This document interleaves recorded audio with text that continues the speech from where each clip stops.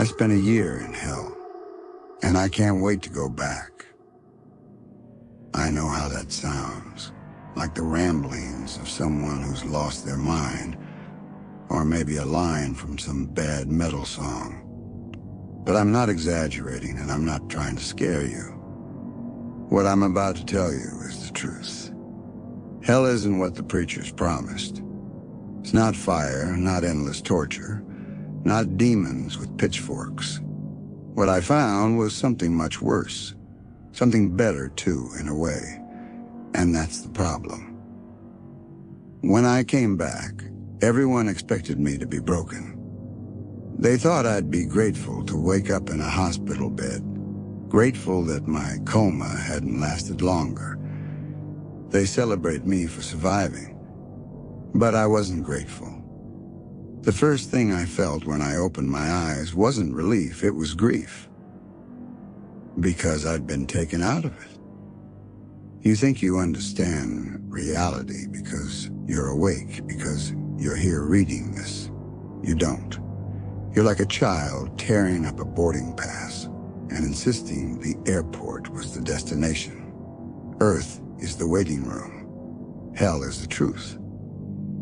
And the truth, God help me, is beautiful. I didn't mean to go there. No one ever does. It happened a year ago during what everyone else insists was a car crash. And that's the official story. I skidded off a wet road at night, slammed into a guardrail, and cracked my head on the steering wheel. They say I was in a coma for 12 months, kept alive on tubes and machines until one morning I miraculously woke up. That's not what happened. I remember the metal shrieking, glass exploding, and then silence. Not darkness, not nothing. Silence like I'd fallen out of the world. And then I was standing, whole, awake. A road behind me, broken and fading like smoke. And in front of me, a city. That's the only word I can use, though it doesn't do it justice. Imagine buildings made of something between bone and marble, stretching higher than clouds, glowing faintly as if lit from the inside. Streets that curved and bent in ways that made no Euclidean sense. A sky that wasn't black or red, but a shifting oil slick of colors you can't name, rolling like waves. And people, if you can call them that. Some looked human, others were taller, elongated, their faces blurred like smudged paint, their movements graceful and slow. All of them carried the same expression, hunger and joy tangled together. When they saw me, they smiled. And I swear to you, I smiled back. Because the moment I stepped forward, I felt it. The pull. Every nerve lit up, every empty place inside me filled at once. It was like being embraced by the universe. That was my first day in hell. The strangest thing was how natural it felt. Like I'd always belonged there. There were no chains, no torment, no flames. Instead, there were streets that shifted to take you where you needed to go. Food that wasn't eaten, but felt. Pure sensation flooding your mind, richer than any drug. Nights filled with music that seemed to come from the bones of the city itself, vibrating in your chest until you couldn't tell where you ended and the sound began. And knowledge, that was the real addiction. You could touch the walls and learn, not just facts, but entire lifetimes poured into you all at once. I lived 1,000 years in a single night, walked through the memories of beings who had stood in that city long before humans ever drew breath. I understood the movement of stars, the architecture of dreams, the way pain could be reshaped into art. Every day I grew hungrier for more. Every day I sank deeper. And every day, the city welcomed me. So when people ask if it was torture, if I was afraid, how could I be? How could anyone be? Hell is better than this. That's why I hate being here. Why I wake up every morning aching, starving, shaking with the loss of it. Why I keep hearing the whisper in my sleep. Come back, come back, come back. And why I know sooner or later I will. The first thing I noticed about hell was how quiet it was. Not silent. There was always some undercurrent of sound, like the vibration of a massive engine running beneath everything. But quiet in a way that made you want to listen. On Earth, silence feels empty. In hell, silence felt full. The city had no name, at least not one I could pronounce. I came to think of it as the Hollow, though it wasn't hollow at all. It was overflowing. The Hollow didn't obey geometry. Streets twisted in circles, but still carried you forward. A stairwell could take you both up and down at the same time, depending on what you wanted. Buildings shifted when you weren't looking, but never enough to disorient you. It was as if the place wanted you to find what you were searching for. And the longer I stayed, the more it seemed to know me.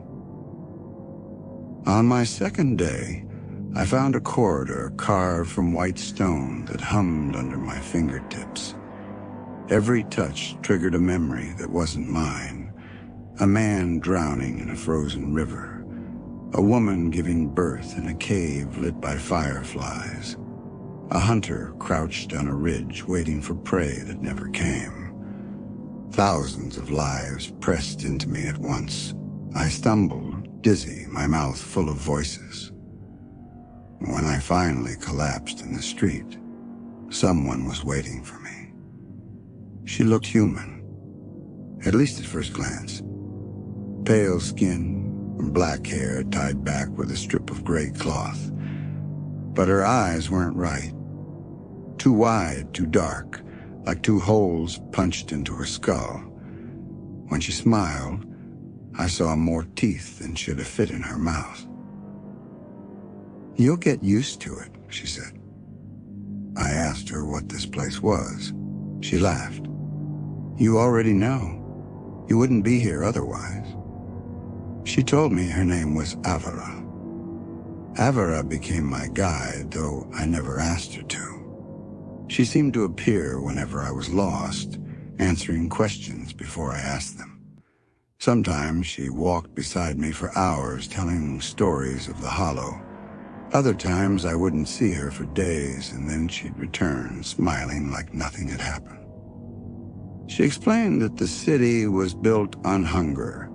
Not just physical hunger, though there was food.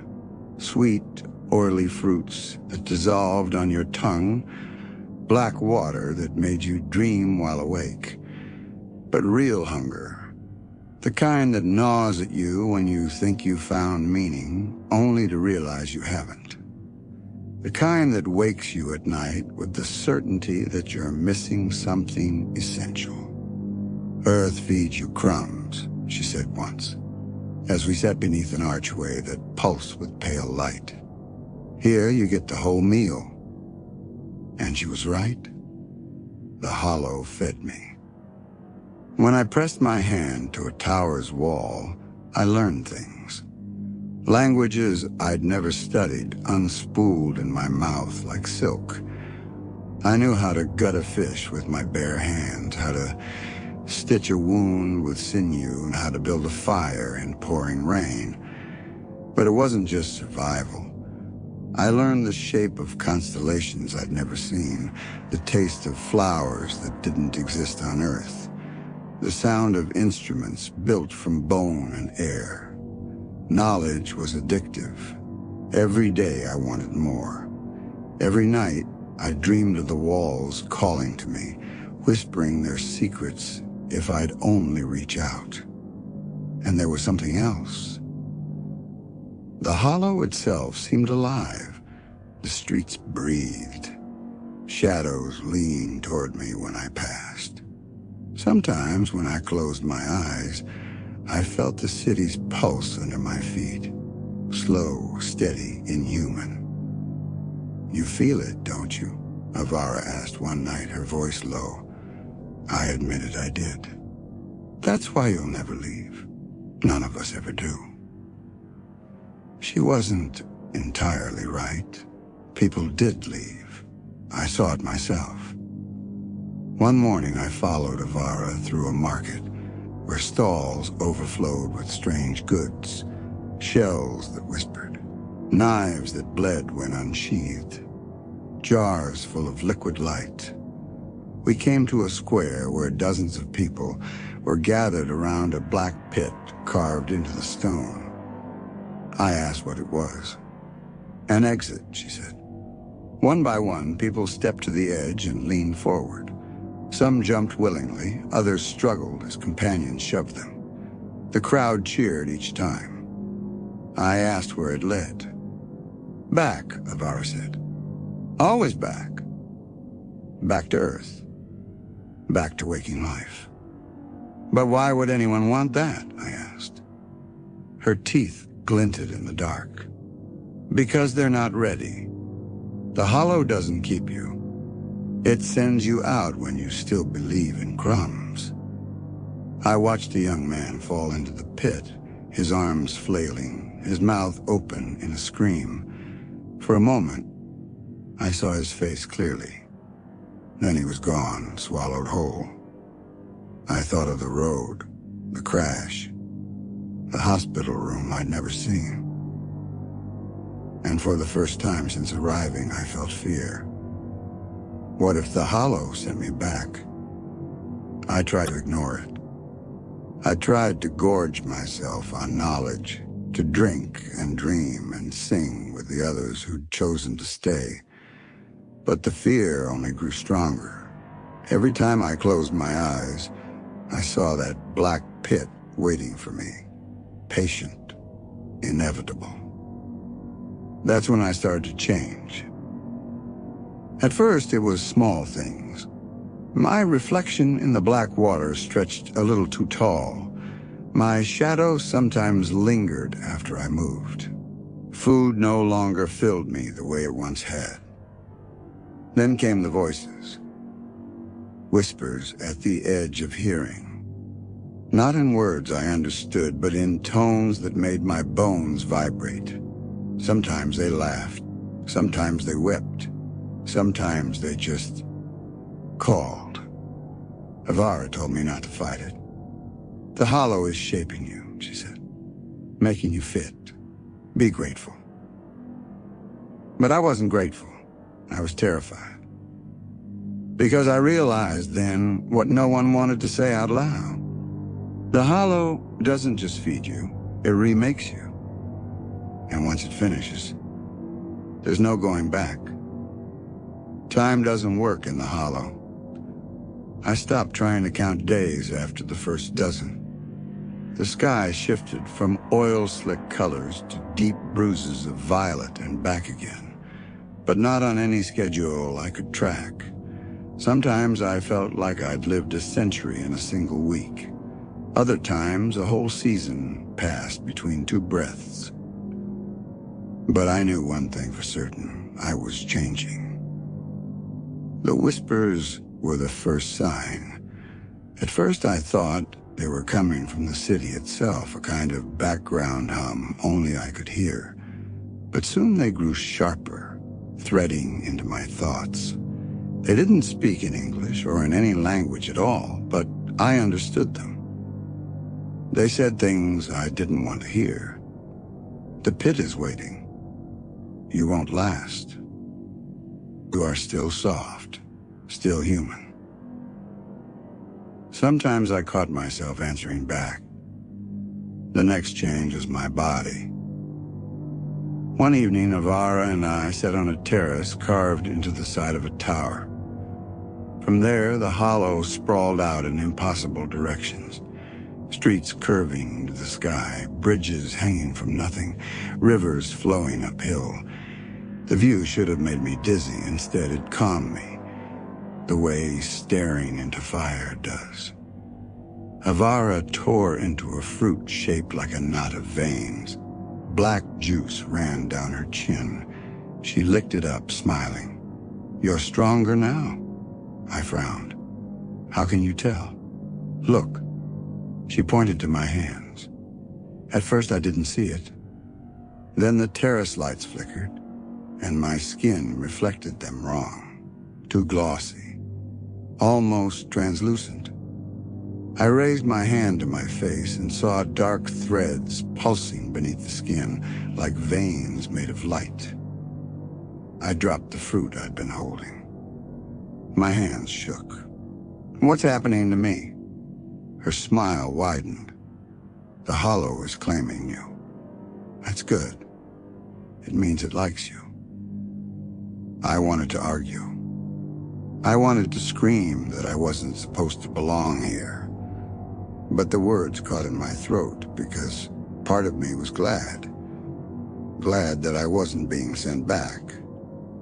Glad that maybe, just maybe, I'd get to stay. The hollow rewarded my acceptance. Every building I touched gave up more secrets. I learned songs that bent air into shapes. I learned how to walk across ceilings, how to turn shadows into doors, how to silence my heartbeat until it stopped altogether. Knowledge filled me until I thought I'd burst, and still I wanted more. But the more I learned, the less I recognized myself. My reflection in the black water no longer showed my face. It was a smear of features, eyes too large, teeth too sharp, skin threaded with light. Avara told me not to look too often. It could drive me mad, but I couldn't help it.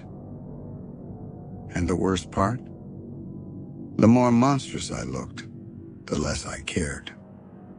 One night I followed Avara to the square again.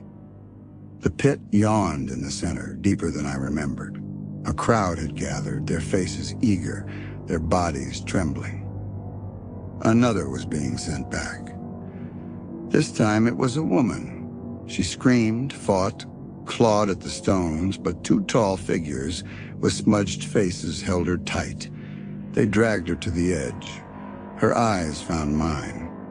For a moment, I thought I knew her, from Earth, from before. But the memory slipped away before I could grasp it. "Don't let them," she begged. "Please, don't let them send me back." But I didn't move. Avara's hand tightened on my arm. "Watch." The figures shoved her into the pit. She fell, her scream stretching thin until it cut off. The crowd roared triumphant. I turned to Avara, shaking. "Why? Why do they force them out?" "Because the hollow doesn't waste what it can't use," she said calmly. "Some aren't ready. They cling too hard to crumbs. They'll come back eventually. And if I'm not ready?" She leaned close. I could smell the black juice on her breath. "You are." Her certainty chilled me more than any doubt.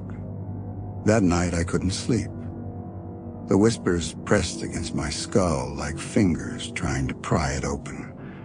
My skin burned, pulsed, begged to split. I thought of the woman's scream. I thought of the pit swallowing her. And I thought of how close I'd come to that same fate. I realized then what I'd never admitted. I didn't want to go back. Not ever. But wanting to stay wasn't enough. The hollow wanted proof. It began with hunger. Food no longer satisfied me. I chewed and swallowed, but the taste faded before it reached my throat. The hollow doesn't rush. I learned that quickly. Change comes in layers like sediment building a canyon over centuries. Imperceptible until one day you look back and realize the land has been remade. I had been a human in a world of humans. Now I was something else, something the Hollow had always been waiting for. My reflection in the black water had stopped resembling me. My hair hung like threads of shadow, my eyes burned with a dull inner light, and my fingers stretched, bending in directions they never should. I no longer recognized my own mouth, my teeth sharper, my tongue too agile. And still, I wanted to smile. Avara told me it was good. The Hollow does not make mistakes. Those who leave are weak. Those who stay, they belong. I stayed. But staying had consequences. Sometimes when I drifted too close to a wall, I glimpsed Earth through the cracks. A hospital room, white and sterile, machines blinking, nurses murmuring to themselves, strangers touching my body as if I were a piece of furniture. My family sitting beside the bed, grief etched into their faces.